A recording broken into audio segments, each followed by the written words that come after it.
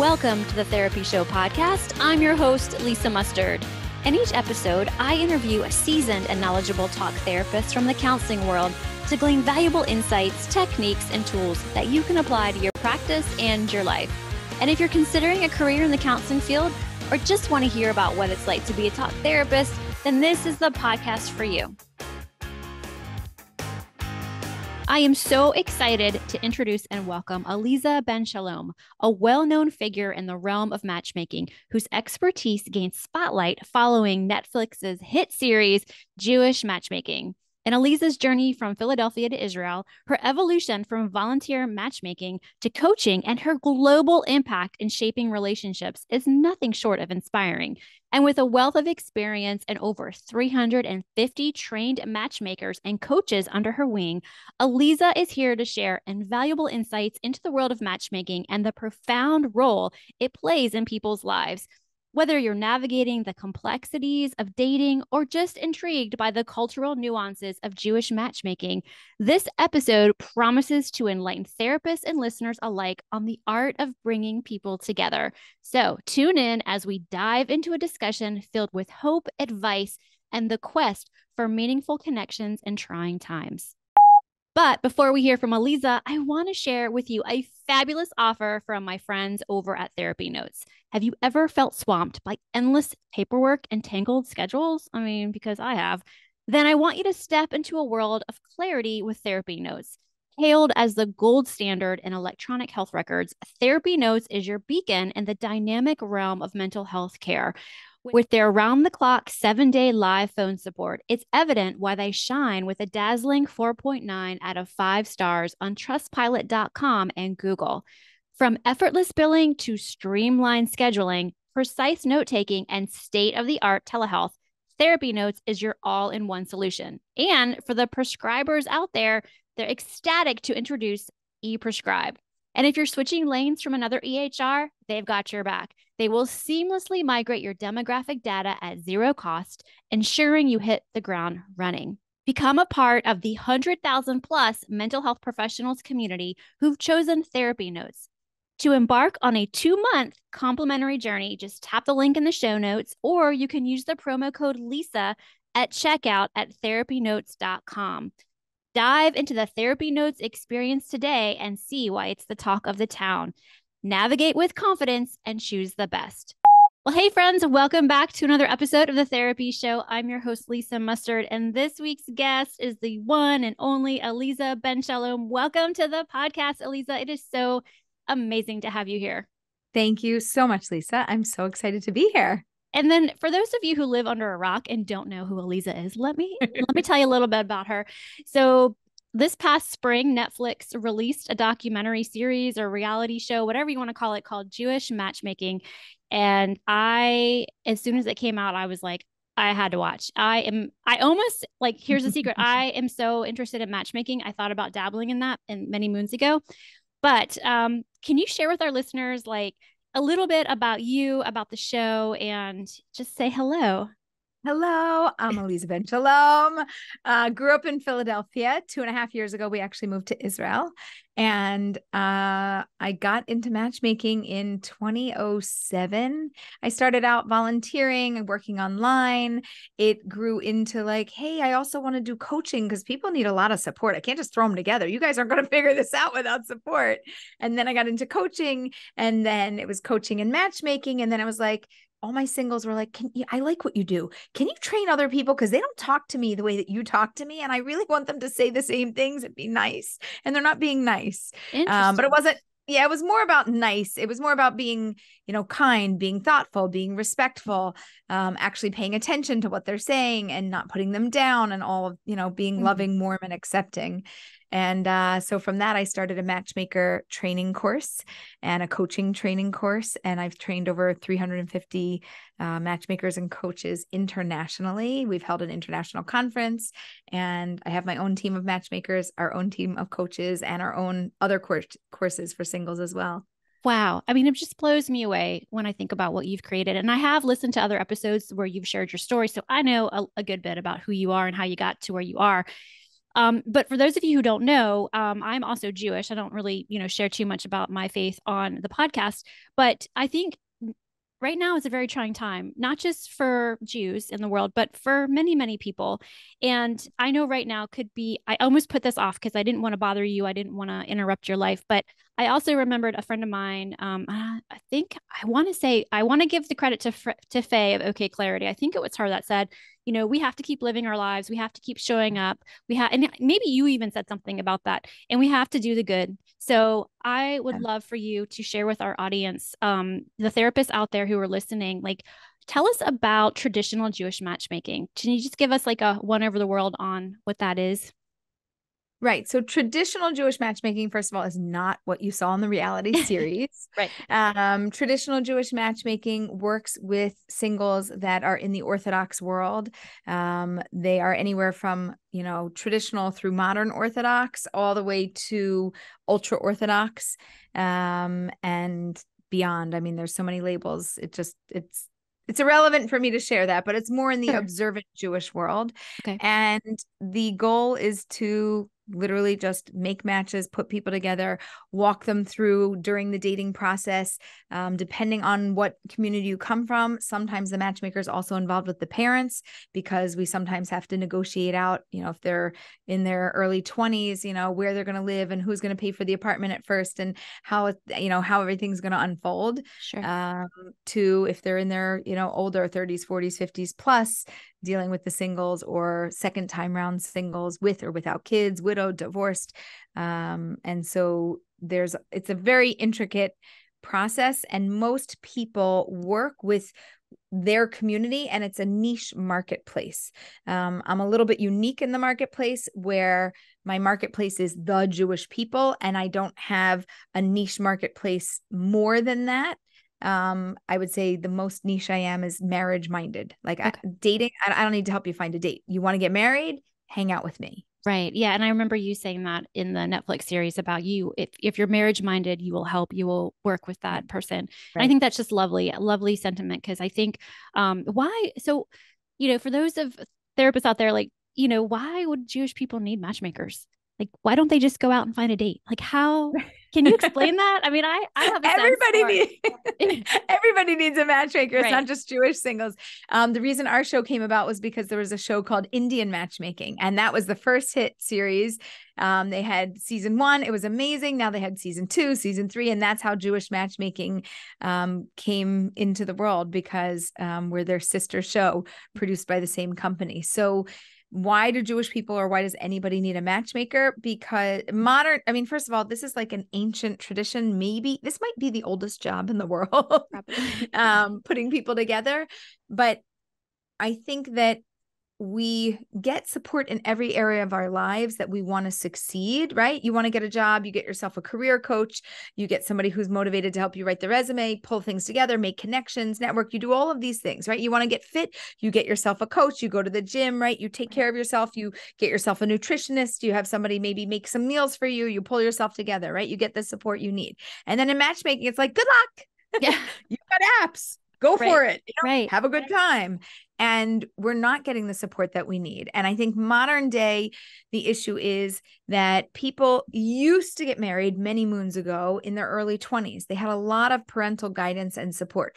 Once you hit 25, most people are pretty much like, okay, I'm done with the guidance and support, and I guess I'll go do it on my own because you couldn't help me. Mm-hmm. Or they don't even start dating until late 20s or early 30s if they're highly focused on their career. And then they're also like, parents they push aside, and then they're fending for themselves. It's kind of like having children, like we don't get a user manual. Well, we also don't get one for getting married and finding a life partner. So for a lot of people also, it doesn't just magically happen. Right. I've had so many people tell me like, well, I had the career, and I figured it would happen when it was the right time. It would just happen. And I was like, oh, right. That's not how it works.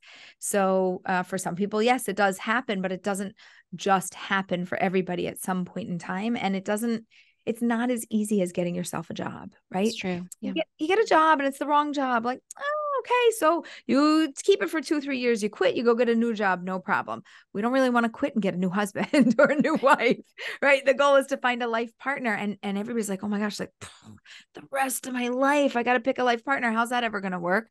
Well, most of the world didn't figure it out because over 50% of people are getting divorced. So that's the other part of the problem, which is we don't have positive role models for marriage anymore, or not enough. And so to have a professional in the industry who understands it to a very deep level and is highly networked and connected, they might be able to help you through this process a little bit more gracefully than doing it on your own. This episode is brought to you by okclarity.com. okclarity.com is the upscale version of ZocDoc for the Jewish world. It's the place for any Jew to find an excellent therapist, psychiatrist, nutritionist, or coach, and it's completely free for you to use. Professionals on okclarity.com are vetted and have experience working with the Jewish community. And yes, you can even find me there. Just tap the link in the show notes and you can see my profile.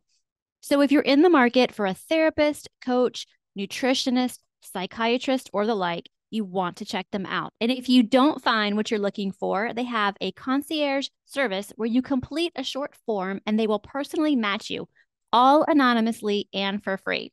And if you're a therapist, coach, or other wellness professional, I highly recommend joining their directory. The team is amazing. And if you want to stay relevant as a wellness professional within the global, and I did say global Jewish community, OK Clarity is the place to be. And last but not least, if you have WhatsApp, OK Clarity has an incredible WhatsApp status with close to 9,000 obsessed followers. And yes, I am one of them. Their WhatsApp is a free way to improve your mental health, and they post the best humor, so you'll laugh too. I'll put the links to their website along with the WhatsApp in the show notes. So go ahead and smash those links. You won't regret it. I love that. I love that. And I mean, honestly, that translates that kind of segues into my next question was, so how do therapists help their clients as they're going through this process? You just kind of shared a little bit about that, but when you, what suggestions or advice would you give to therapists that are, they have a client, they're going through the matchmaking process.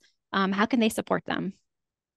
So I love this question. And it's something that I've talked about a lot with my clients, but I never had a therapist audience before to be able to discuss this.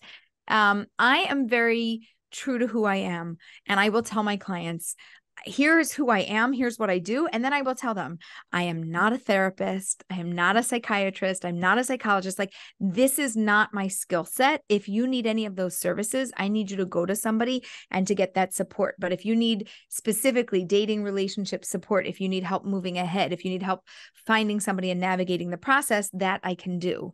So my first piece of advice is stay in your lane. Like, if you know something, give advice on it. If you or support them in the way that you support them. But if you really don't know so much about matchmaking, if you don't know so much, if you yourself either are or aren't married or did or didn't have a successful relationship, like if you don't have certain experiences, so like do what you're really good at, and anything else, say, you know what, maybe, ask your dating relationship coach, matchmaker, somebody, or if you don't have one, you may want to consider having somebody also in your circles, because just because they have a therapist doesn't mean that they don't need a dating coach, and vice versa. I will often tell people, look, this isn't in my wheelhouse. This is a really important topic, but I need you to get that support from somebody who's a professional. So my first piece of advice is kind of stay in your lane. But the second piece of advice is, if you do want to branch out and be able to support people in this way, then get training, get support, so that, you have the therapy, you have the way of kind of like digging deep, doing everything that you do to support a client and their growth. And at the same time, you can offer them the support that they might need in an area that's, I would call it a specialty, like there's, marriage and family therapists. There's therapists that specifically help you with children or career or what, like there's all different specialties. So that if this isn't your niche marketplace and it isn't your specialty, if you want it to be, get training in it. And if you don't, then just tell them, listen, I can be here for you. I can support you by listening, by validating, but this isn't, my strength. And this isn't my strong area. And the reason I say this is because sometimes, and it's not just therapists, it could be friends, it could be parents. People just give incorrect advice, and it ruins the potential of something that a matchmaker or a coach may have been working on for a while. So if there's two people involved, if there's a lot of contradiction happening, the client won't know who to trust or who to help guide them. So that's where it gets a little bit tricky. Yeah. And that makes sense to me. I mean, I can totally relate and understand that. I have, I think about my clients right now, and they're not Jewish, but like I think about the female soldiers that I work with, and they're, I have the career, I'm successful in the military, but I don't have the partner yet. And I'm like, oh, that's tough. Like, have you thought about working with a matchmaker? So, I think that it's a wonderful suggestion or idea for anybody who's kind of stuck. Yeah. I also want to say something about the military, because I learned this through one of the programs that I did, that military men and women are very similar to religious, not just Jewish religious, but faith-based men and women.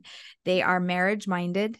They are hyper-focused on building, in addition to the career and everything they have, but they build a family. And specifically for military men and women, it's very important because that's part of their lifeline. If they're on the front lines and they know they have a family back at home, then for them, they're like, oh, that's what keeps them going. Yeah. Or vice versa. There's just so much that's tied to it. I feel like the military culture is to be married. That is a very strong value that when I saw it, I was like, oh my gosh, we are like faith-based people are so similar. Yes. And our culture of marriage is very, very similar. So I just want to point out those points of connection. I love that. I didn't realize that. Maybe it's just I've been so immersed in it for so long. Like I just kind of a given that I know that. But I think you're right about the values. I mean, I don't think I'd be working with this population if I didn't have, a similar value set or could like latch on to the values. I know for me that my husband wasn't in the military, but he has many friends who were, and unfortunately during, about 20 years ago, he lost one of his very close friends to a plane crash. It was a Marine pilot. And I think about him and how he was young and how it was very important. I mean, I just remember him. He was like wanting to get married and start that family. And it's, I've seen that throughout the years. And that's really something I hadn't thought about. So, wow, thanks. Thanks for bringing that up. Okay. So I guess my next question is, so let's say you're working with somebody and you're kind of like something's a little bit different here. There's a block or an obstacle for the person. What are some of the common things that might get in the way of somebody being I'm saying successful in matchmaking, but do you have some of those characteristics or behaviors that you could share?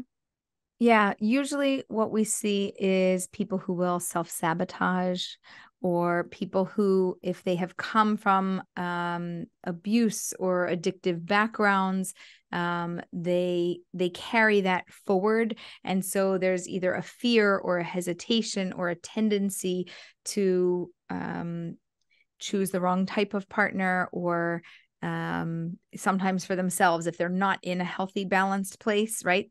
Like I would tell somebody, you shouldn't really start matchmaking now. Here's a few things I'd love to work on first, because before we bring somebody else into the picture, we need to make sure that you're in a place to receive them. The other things that I see also is there's a lot of fear around divorce, because so many people have not seen any successful marriages.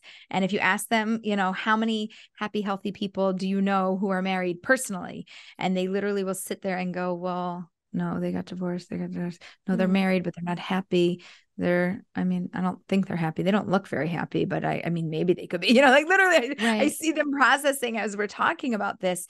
And so there's not very many positive examples of happy, healthy marriages. So there's this holding back. And then the other place of it is, well, I always fail. I never find it. I never find the right person. I never get it right. It never works. So why would it work this time? And a lot of people have to work through this. And my main answer is, this is just logic.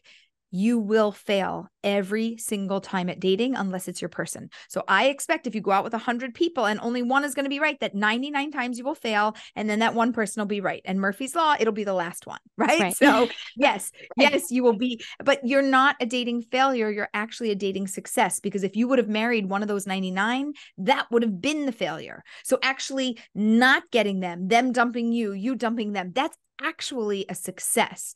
But people don't see that or understand that, and that causes a lot of stress and anxiety, and it distances them from the person that they're dating.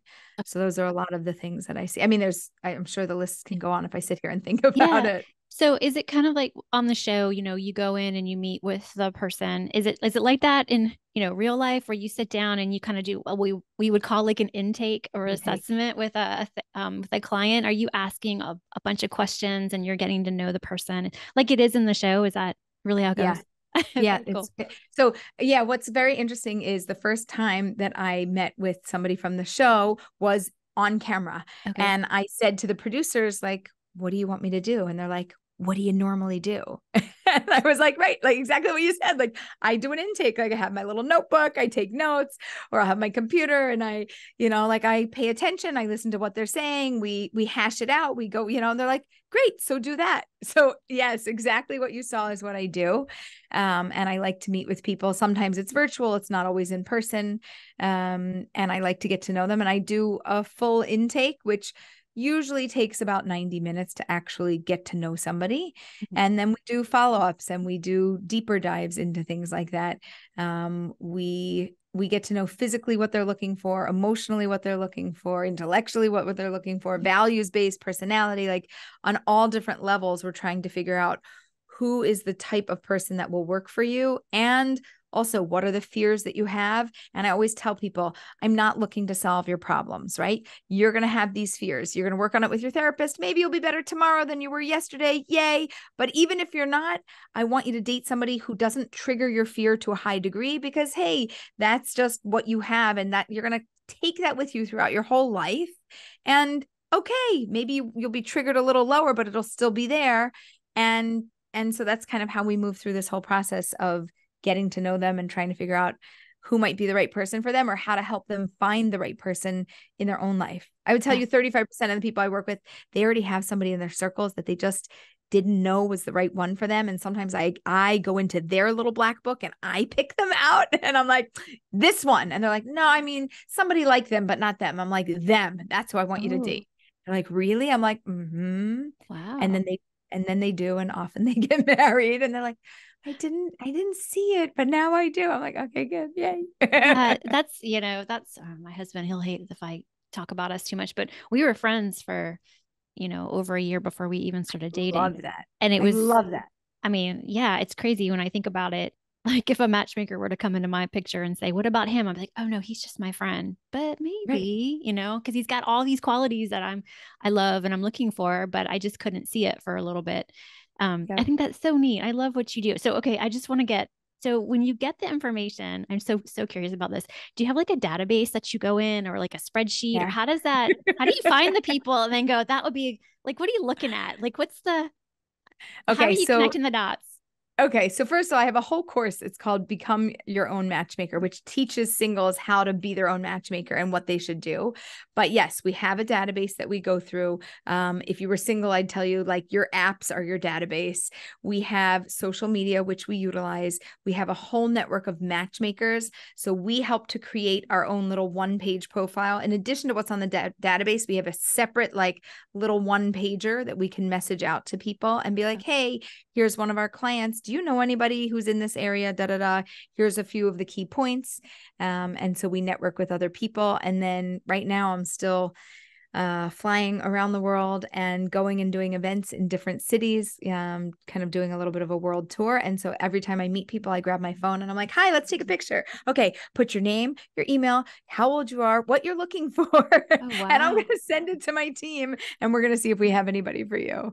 And so it's organic, it's strategic, it is so on social media, like we literally will do anything to find somebody's person. I mean, you're doing amazing work. I mean, this is God's work right here, like bringing people together and making shidduch. Is that right? Am I saying it Yeah, right? making a shidduch. Oh, shidduch. I Yeah. got it right. My mom will be so proud. Okay. So if people want to learn more about your courses or matchmaking, they should go to your website, which is, I believe, marriagemindedmentor.com. Is that right? Okay. Absolutely. Yes. Okay. And then do you I mean, I'm only asking this because I know people listening are and be like, oh, do you only work with Jewish people? You only work with Jewish people, right? Right. So it's a good question. We Mhm. have people who have heard about us, who love us. Mhm. And if they want coaching, we can absolutely coach anybody. Okay. In terms of matchmaking, we have an enormous matchmaking network. So if they come to us and, through our network, we can either refer them out, or if we think that we can take them, we do have a couple of clients that aren't Jewish for matchmaking that are, we're like, but we know that area and we have these connections. And so we have confidence that we can work with them. So we Oh, okay. actually can. That's amazing. I didn't realize that. That's really cool. Okay. So, did you meet your husband through a matchmaker? That was my Oh, question. such a good question. Mhm. So we met at a Jewish singles retreat, Mhm. and we both lived in Philadelphia, and the retreat was out of town. We both lived in Philadelphia. And when we came back, we started to date. And my husband was like, okay, so we can't just the two of us can't do this. Like you got to go talk to the rabbi. Mhm. And the rabbi became our matchmaker because the rabbi also happened to have been his best friend and knew him very well. And he brought, like, if there isn't a matchmaker at the beginning, then sometimes people bring a matchmaker in to help support and guide the process. So we met organically, and then we brought him in as our matchmaker. Okay. So why would you do that though? Why wouldn't you just go off on your own? And because you were, how old were you when that was? Like, I was 25 and my husband okay. was 35. So we were, very well into our adulthood. The reason that we wouldn't do that is because we wanted to make sure that we were making a smart decision, that we had evaluated everything, reasonably. And it wasn't just like, oh, you're just going to intro them to a friend and see what a friend thinks. This for us, like being marriage minded, is something that we take very seriously. We also date for usually in the more observant world, you date for a shorter period of time. So, you want to make sure that you're not making a mistake and you have the right guidance and support Right. along the way. So Yeah. same thing, like, well, hey, you could just work on yourself and, lose weight or fix your brain, right? No, get a therapist or go get a Right. personal trainer if you Right. want to get it done, because like doing it on your own doesn't always work. Sure. Yeah, I get that. It's like it kind of shortens the learning curve for both of you to have Exactly. a third party there who kind of understands what's going on and what the point is and what the purpose is. So I can definitely understand that. I think that's really neat. I I just so I have so many questions about dating and being a young Jewish woman and nowadays like I mean, I don't know what it's like because I'm 50, but if I were to do it over again, like I don't want to, knock on wood, he doesn't go anywhere. Um, what's it like for these young adults right now? I mean, are they hopeful? I know we kind of touched on this a little bit, but with everything going on in the world, like what's the vibe you think right now?